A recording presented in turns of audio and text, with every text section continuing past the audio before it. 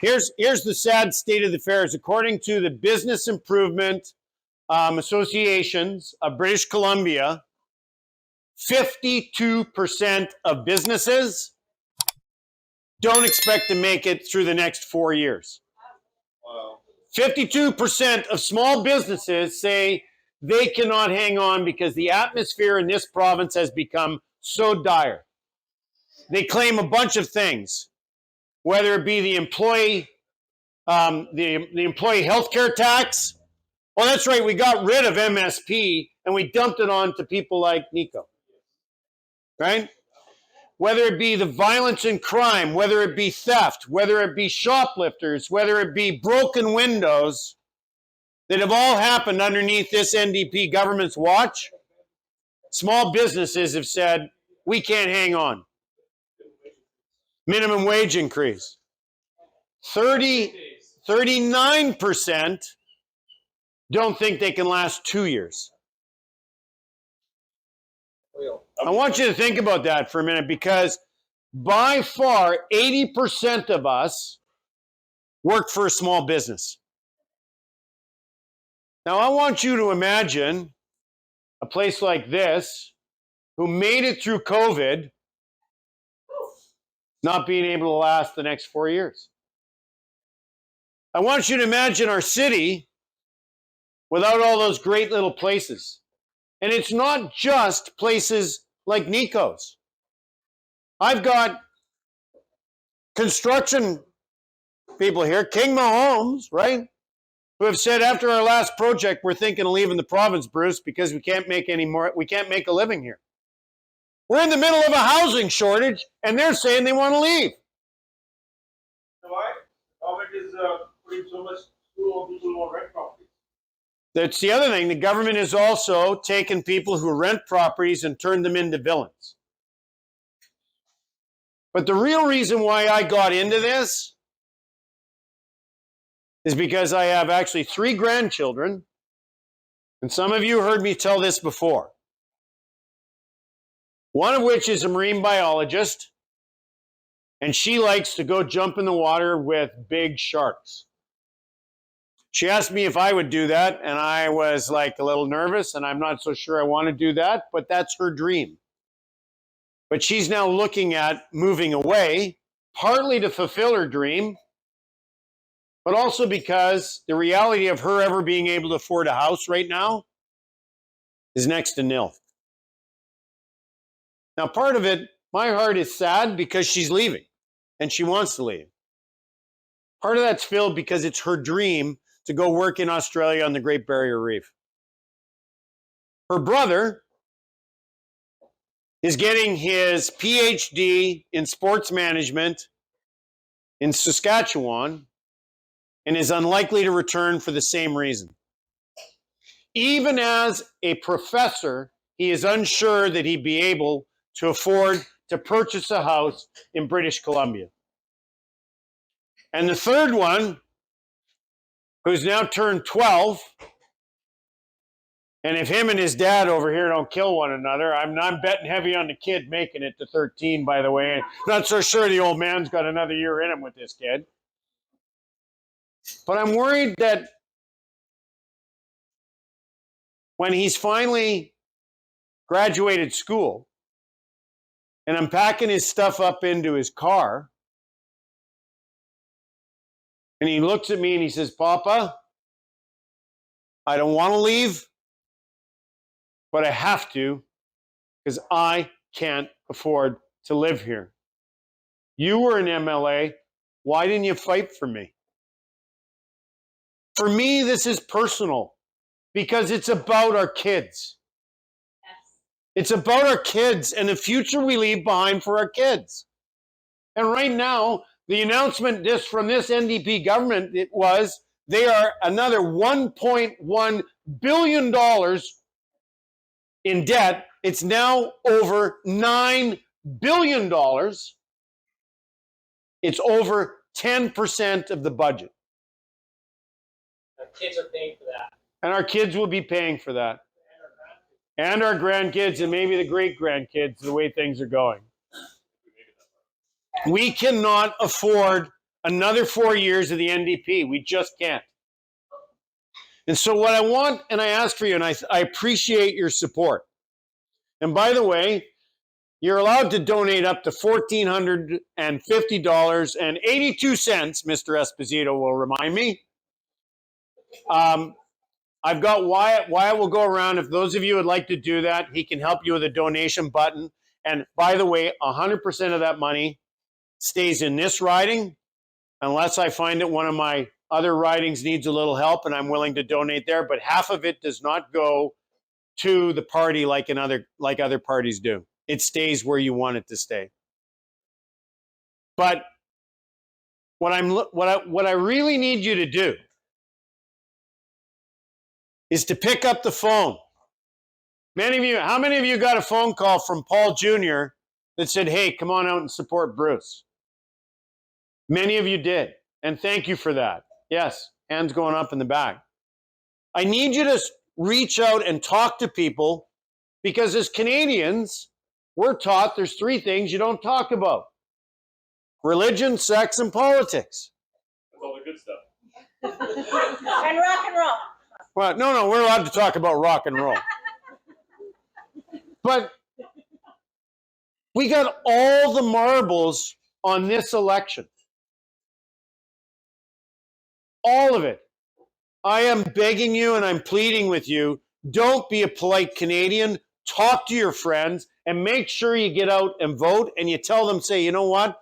I'm voting for the Conservative Party, and here's why. And I don't know what it is sometimes about people is if a party doesn't agree with 100% of what you want, you stay home and you don't vote. Half of us don't get out to the polls and vote. Now, I know that this room is not in that, but we all know people who can't be bothered. What they need to know is healthcare any better? Worse. It's not better. It's bad, right? I've got 1 out of 5 don't have a family doctor. That's 1 million British Columbians do not have a medical doctor. We have the ER department in Mission is now closed down 5 times. That puts pressure on every other ER in the vicinity.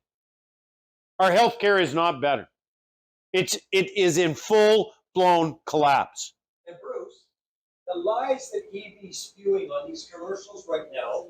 Yes. cut out Yes. thousands and thousands No, $4.1 billion, he says, we're going to cut out of the healthcare budget. It is not true. It is an out-and-out lie. This is how scared they are. They're now lying in the worst I've ever seen. This election is going to get real ugly in a real hurry. And it's... Why doesn't Mr. Lundstedt call a press conference? Oh, he has. And He has. And make people aware of the lies that EV is spewing. He's lied about that, same as he's lied about we're going to put tolls back on all the roads. It's an absolute lie. They just make stuff up because they're in trouble. But healthcare's worse. How many of you talk to someone with a child that has said, you know what, the heck with this, I'm homeschooling my kid? Lots of people. Lots of people. Our education system is in absolute shambles. And not only is it in absolute shambles, one of the things that I am pushing hard is to bring financial literacy into our schools.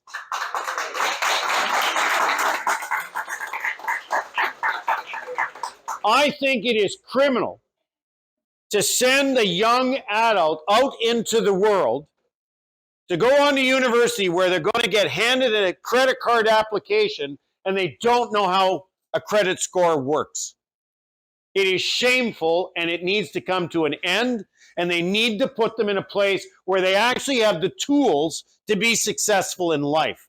And knowing how credit works is one of them. Knowing how money works is another. Knowing how to balance a budget. Yes. Knowing how to save money for a rainy day and save money for their first purchase of, be that a car or a house. We got to give our kids a fighting chance, and a financial education is part of that. Stop sexualizing at a young age. All right. Yeah. Exactly. We need to let kids be kids. Exactly. And parents have a right to know what's being taught to their kids, what's being said to their kids, and say, you know what, my kid's staying home that day. Absolutely they do. The other thing we need to do is we are going to cancel the carbon tax. Yeah. And for those of you who think that it doesn't affect your everyday life, I know a chicken farmer, his carbon tax alone is $250,000 a year. You think that don't go into the price of your chicken when you go to the store? $250,000, and then it goes into the carbon tax of the tractor that worked on the land. It goes into the carbon tax of the truck that took that product to the processing plant. And then the processing plant pays a carbon tax. And then the carbon tax to get it to the grocery store, and the heat the grocery store and cool the grocery store also goes into the carbon tax, and it ain't changing the weather one iota. It is going directly into general revenue. It is nothing but a big fat ripoff, and it needs to come to an end. And we will make sure that that's one of our primary things that we do.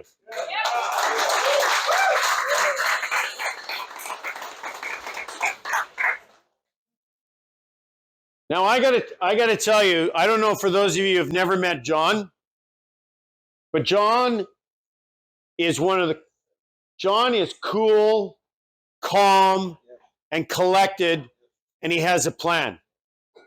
Now, there are those that have said, like, oh, Bruce, I get them all pumped up, and then John does his speech, and it's quiet. We don't need flashy right now. What we need is calm, cool, and collected. Somebody that has been in the logging industry like he has. There's another thing. How many more sawmills are going to shut down? One shut down last week. Another one shut down last week, 2 actually in the Vanderhoof area.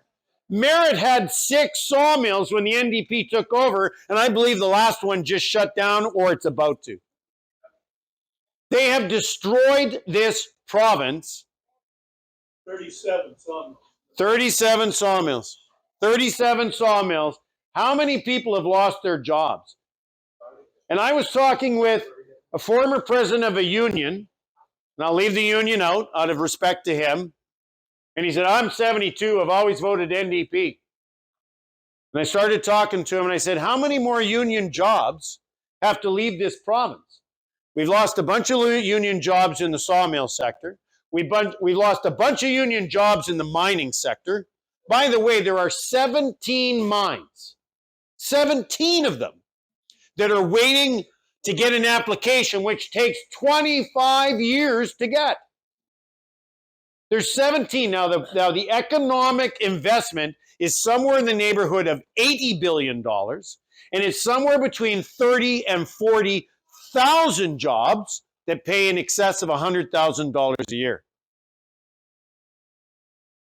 Yet we're just going to let it mothball because this government doesn't see the value in the mining sector. And of the 21 or so minerals that we need for modern life, British Columbia sits on 17 of them.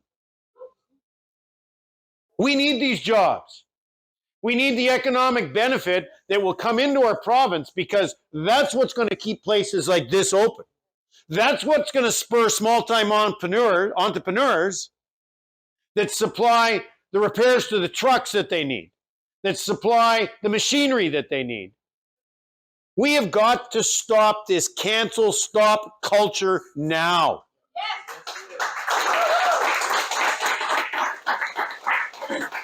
Where does it come from?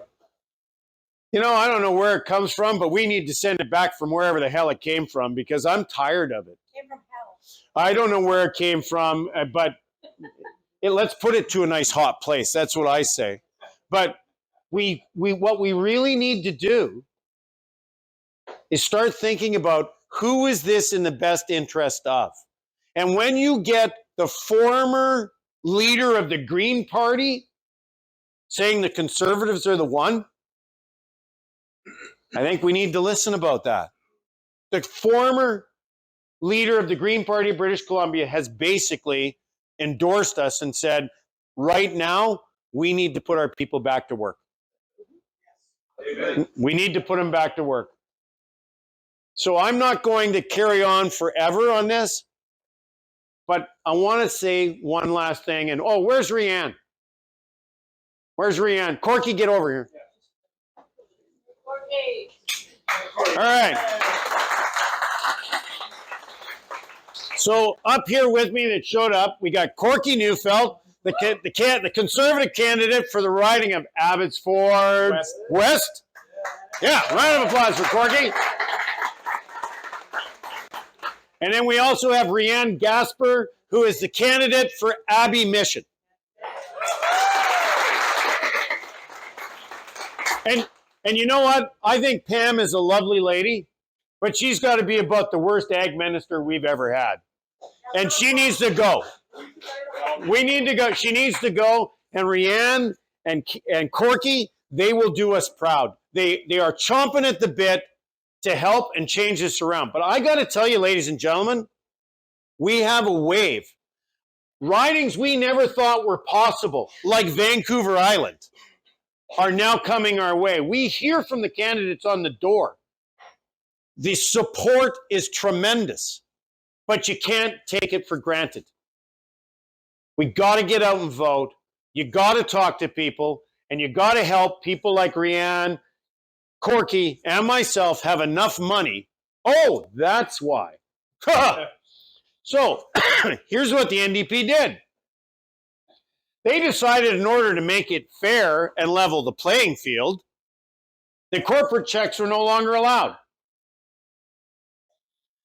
Right now, if you get past a certain threshold, you get 50% of your campaign spend, if you're a party, paid back. By guess who? You, the taxpayers. So if we get past a certain threshold, 50% of that goes back, and that you can pay almost $70,000. I got it. $70,000 per riding is roughly the number. Then what the NDP did is they said, well, you know, having to ask for money, that's just dirty. It's beneath us.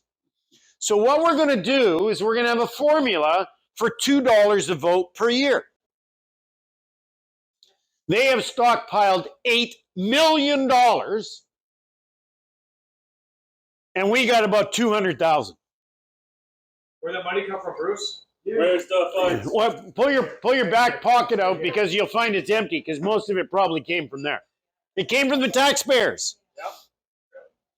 So part of the reason why we need money is this is not a fair fight. Now, it doesn't matter.